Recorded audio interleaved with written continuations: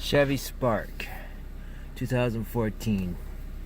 We use this to learn the tires for the sensors.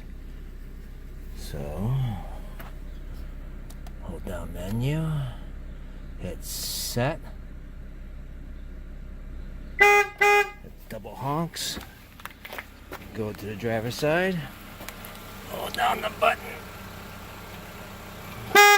honk, go to the next one, make sure you push against the rubber where the valve is, go to the next, one more, then it should double honk after that saying complete.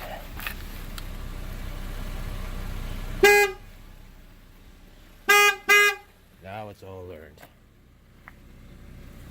For Chevys, 20 bucks, Amazon.